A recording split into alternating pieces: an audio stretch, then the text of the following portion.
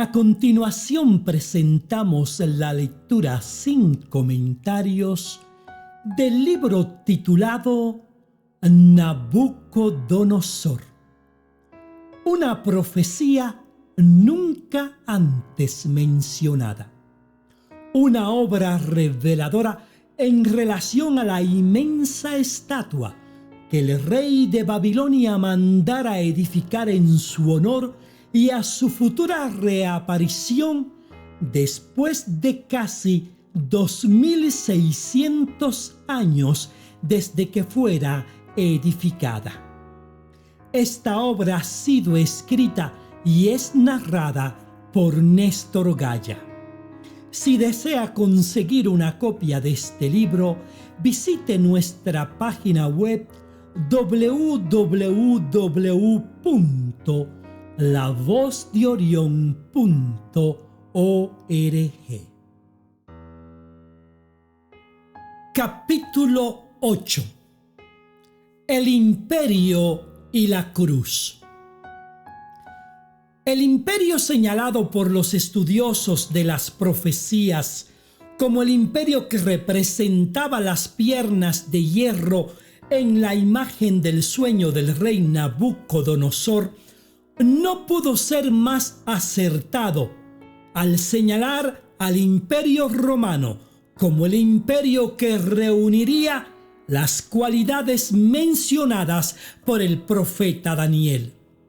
Cito: «Y el cuarto reino será fuerte como hierro, y como el hierro desmenuza y rompe todas las cosas, desmenuzará y quebrantará todo».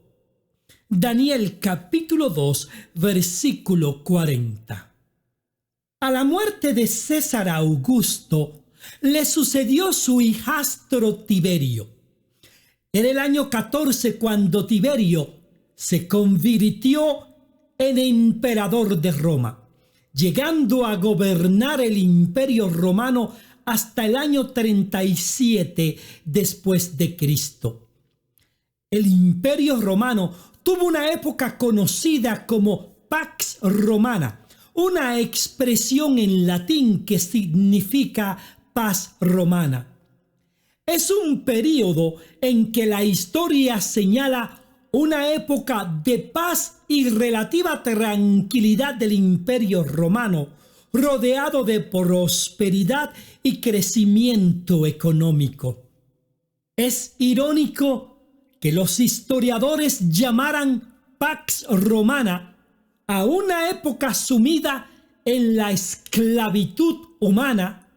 Solo en la ciudad de Roma, donde se presume que vivían 1 millón de personas, posiblemente había más de 300,000 esclavos que día y noche luchaban por mantenerse vivos, con la única esperanza que un día algún milagro los librara de la muerte segura, como la que tenían algunos al ser exhibidos en el circo romano o ser objetos de venta para fines de carácter sexual o prostitución. La Enciclopedia Británica establece este período entre los años 27 a.C. al 180 después de Cristo, con un promedio de más de 200 años de duración. Durante los años que gobernara Tiberio César, entre los años 14 a.C. al 37 a.C., si bien Roma tenía bajo control los reinos conquistados, internamente Roma vivía una intriga de poder envuelta en asesinatos y extorsión que hervía permanentemente como un verdadero infierno. La famosa Pax Romana era más bien el infierno romano. la corrupción del Senado romano, la ambición de la Guardia Pretoriana, que consistía en un asentamiento militar creado para vigilar la seguridad del emperador, la vida de placer de los favorecidos del sistema, los sicarios que se desplazaban silenciosamente esperando el momento oportuno para envenenar o apuñalar a sus víctimas, y la persecución y muerte de todo aquel que se atreviera a señalar sus pecados, eran cosas que distaban mucho de la paz que tantos anhelaban. Es precisamente durante esta época cuando la voz de Juan el Bautista se levanta con un mensaje de llamado al arrepentimiento. Durante ese tiempo, Tiberio César tenía sus preocupaciones por las revueltas judías, por lo que mantenía el ojo puesto sobre esta nación, pues, a diferencia de otros pueblos, los judíos eran un pueblo organizado y con una educación ancestral poco común entre otras naciones. En el Evangelio de San Lucas, el autor Lucas registra la aparición en escena de Juan el Bautista, poniendo énfasis en la época en que acontecen los hechos, es decir, durante el gobierno de Tiberio César. He aquí el relato bíblico. Cito: en el año 15 del imperio de Tiberio César, siendo gobernador de Judea Poncio Pilato y Herodes tetrarca de Galilea, y su hermano Felipe tetrarca de Iturea y de la provincia de Traconite, y Lisanias tetrarca de Abilinia, y siendo sumos sacerdotes Anás y Caifás, vino palabra de Dios a Juan, hijo de Zacarías, en el desierto. Y él fue por toda la región contigua al Jordán, predicando el bautismo del arrepentimiento para perdón de pecados, como está escrito en el libro de las palabras del profeta Isaías, que dice: voz del que clama en el desierto, preparad el camino del Señor, enderezad sus sendas. Todo valle se rellenará y se bajará todo monte y collado. Los caminos torcidos serán enderezados y los caminos ásperos allanados, y verá toda carne la salvación de Dios. San Lucas capítulo 3 versículos 1 al 6. El imperio gobernado por Tiberio César era otra etapa más del imperio romano, colmado de injusticia, depravación y asesinatos. Sus edificios de mármol y grandes templos dedicados a deidades de los dioses griegos y romanos no eran más que una fachada que inútilmente trataba de ocultar el bajo mundo de oscuridad moral y espiritual que se escondía tras sus paredes. Era una gran papa podrida por dentro, adornada por fuera con la sangre de esclavos y siervos. De Augusto Tiberio César se conservan más rumores que su historia misma, aseguran los historiadores. Sin embargo, su vida, lo mismo que otros tantos gobernantes romanos, está salpicada de homicidios, asesinatos, amarguras, traiciones, abusos del poder que eran el modo de vivir de los regentes de Roma. Durante su período y bajo las tierras que estaban aún bajo el dominio del Imperio Romano, la voz de Juan el Bautista comenzaba a inquietar las conciencias de nobles y gobernantes, de soldados y plebeyos. La tierra había estado ausente por 400 años de las voces de los profetas que acostumbraban a declarar el pecado y maldad de los hombres con un llamado al arrepentimiento. El Imperio Romano comenzaba a sentir en sus cimientos, como un cincel que golpea sin detenerse, la voz de un guerrero que no colgaba espada en su cinto ni daga en su cintura. Era el golpear de una voz que clamaba desde el desierto el advenimiento de un nuevo rey. El anuncio llegó a oídos de Augusto Tiberio César, quien inicialmente no le prestó mucha atención al clamor del profeta judío, pero la noticia había perturbado a toda Jerusalén. Ya se habían estado corriendo por algunos años el rumor que un rey había nacido en Belén de Judea y de los sacerdotes que habían venido a adorar al rey naciente, quienes, habiendo desobedecido las órdenes de Herodes, gobernador de Galilea, se sintió burlado por los visitantes de tierras lejanas. Entonces Herodes mandó a matar a todos los niños menores de 2 años de edad.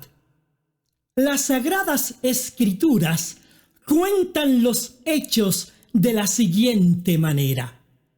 Cito: Después que Jesús hubo nacido en Belén de Judea en los días de Herodes el rey, mire, astrólogos de las partes orientales vinieron a Jerusalén diciendo: ¿Dónde está el que nació rey de los judíos?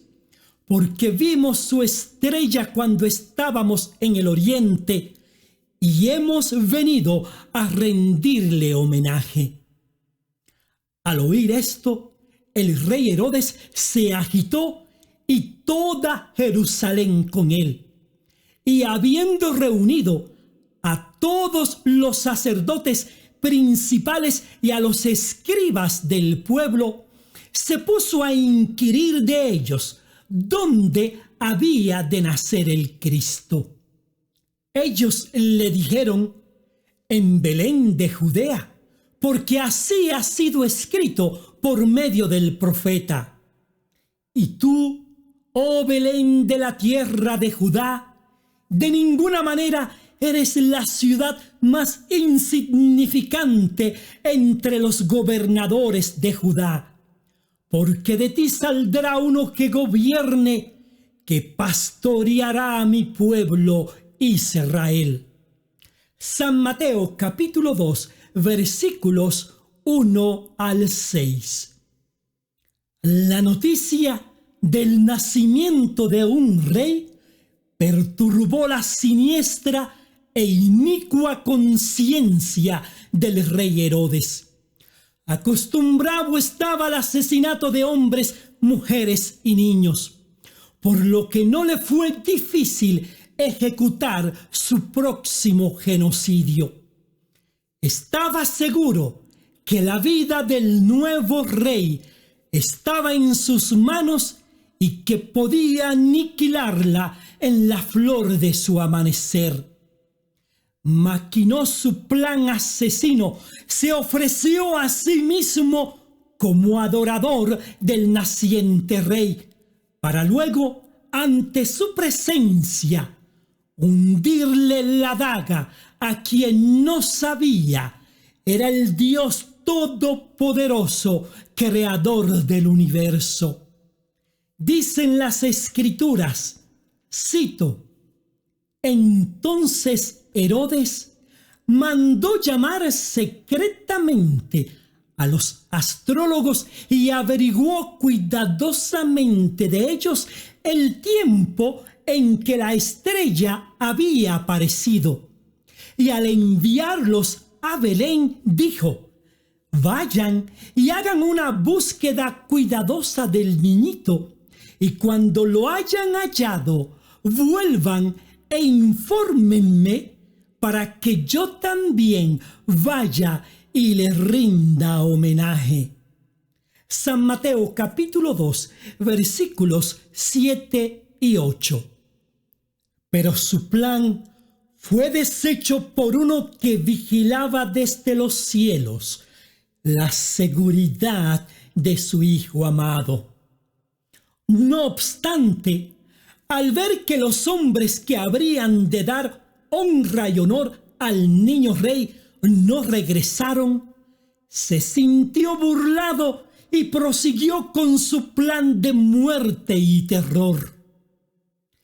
Aquella noche se iluminó con la sangre de decenas de niños que, sin haber cumplido aún 2 años de edad, fueron arrebatados de los brazos de madres y padres que no pudieron hacer nada para impedirlo. Por el contrario, muchos de ellos cayeron junto a sus hijos por el filo de la espada romana al mando del rey Herodes, quien en su palacio dejaba escapar una mueca siniestra mientras imaginaba al naciente rey siendo asesinado por el filo de la espada. El relato bíblico termina diciendo, cito: se oyó una voz en Ramá, llanto y gran plañido. Era Raquel que lloraba a sus hijos y no quiso ser consolada porque ya no son. San Mateo capítulo 2, versículo 18. Pero la risa diabólica del rey Herodes desapareció de su nefasto rostro cuando un nuevo rumor corría por las calles de Jerusalén. Era la voz de un hombre llamado Simeón, quien aseguraba haber tenido entre sus brazos a un bebé al cual Dios le había mostrado era el rey de Israel. Cito: y mira, había en Jerusalén un hombre cuyo nombre era Simeón, y este hombre era justo y reverente, que esperaba la consolación de Israel, y había Espíritu Santo sobre él. Además, se le había revelado divinamente por el Espíritu Santo que no vería la muerte antes que hubiera visto al Cristo de Jehová. Bajo el poder del Espíritu, él entró entonces en el templo, y al traer adentro los padres al niñito Jesús para hacer por él según la práctica usual de la ley, él mismo lo recibió en los brazos y bendijo a Dios y dijo: ahora, Señor soberano, estás dejando que tu esclavo vaya libre en paz según tu declaración. Porque mis ojos han visto tu medio de salvar que has alistado a la vista de todos los pueblos, una luz para remover de las naciones el velo y una gloria de tu pueblo Israel. Y su padre y su madre continuaron admirándose de todas las cosas que se hablaban acerca de él. San Lucas capítulo 2, versículos 25 al 33. Todo esto aconteció durante el reinado de César Augusto. A su muerte le sucedió su hijastro Tiberio. Era el año 14 cuando Tiberio hereda el trono de Roma. Las tinieblas comenzaban a sentir en el mismo núcleo del infierno el cumplimiento de las profecías en relación al advenimiento de un reino de salvación mencionadas por el profeta Isaías y rectificada por Juan el Bautista. Cito: «Arrepentíos, porque el reino de los cielos se ha acercado, pues este es aquel de quien habló el profeta Isaías cuando dijo: voz del que clama en el desierto, preparad el camino del Señor, enderezad sus sendas». San Mateo capítulo 2, versículos 2 y 3. Por más de una década, el profeta Juan fue declarando el advenimiento de quien él mismo decía no era digno de llevar su calzado.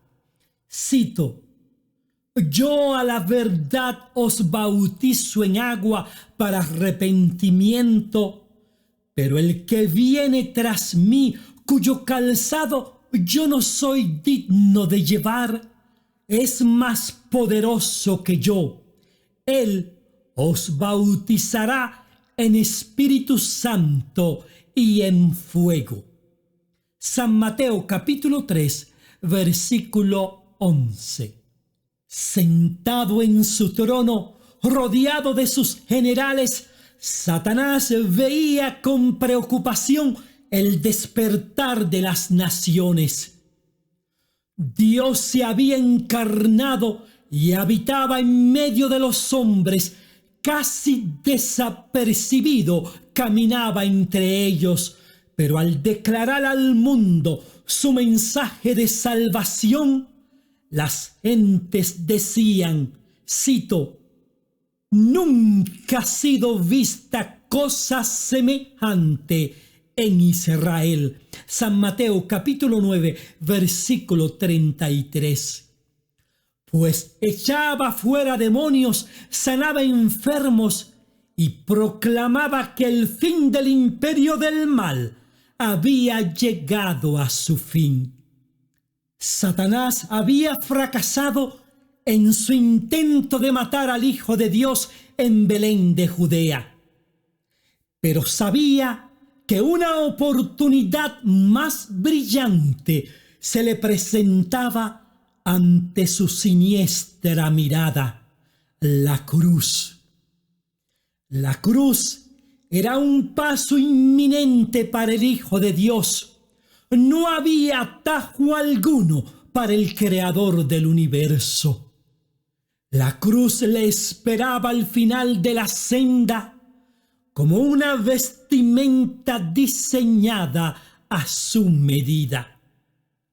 Sin desviar la mirada, Jesús caminaba firme a su destino, pero mientras más se acercaba al monte Calvario, más gruesas y pesadas se tornaban sus gotas de sudor.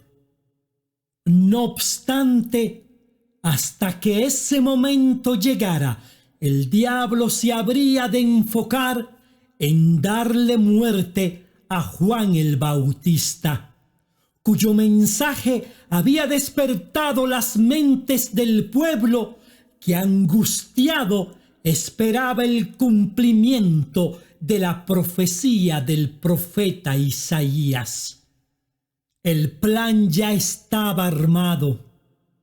Había en aquel entonces una mujer llamada Herodías, que era la esposa de Felipe, hermano de Herodes, tetrarca de Galilea, que a su vez era tetrarca de Iturea, que abandonando a su esposo, se casó con el hermano de su esposo, es decir, con Herodes, tetrarca de Galilea. Juan el Bautista condenó públicamente el casamiento de Herodes con su cuñada. Herodías juró que se vengaría de las acusaciones del profeta, a quien ya habían metido en la cárcel. Sin embargo, no le era suficiente a la ahora actual esposa de Herodes el encarcelamiento de Juan el profeta. Quería verle muerto.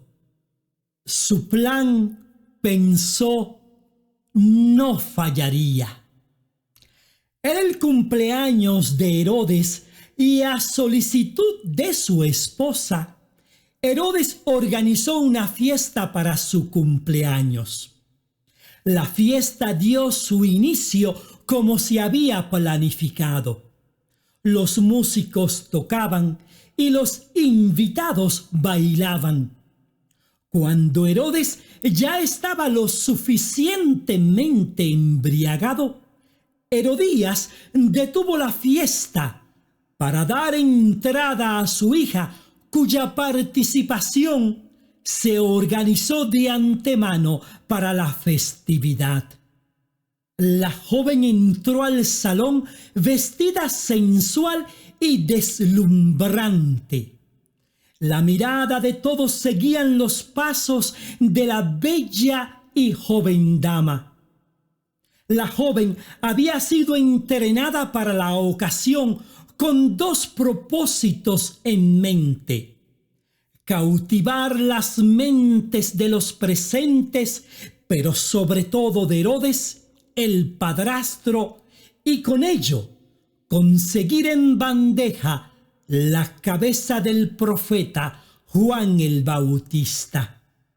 Sabía muy bien Herodías que la oferta vendría sin lugar a dudas.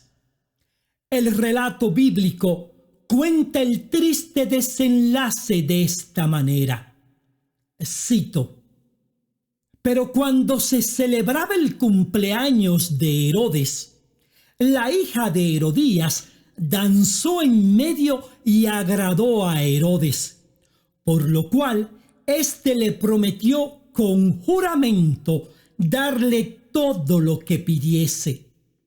Ella, instruida primero por su madre, dijo: dame aquí en un plato la cabeza de Juan el Bautista.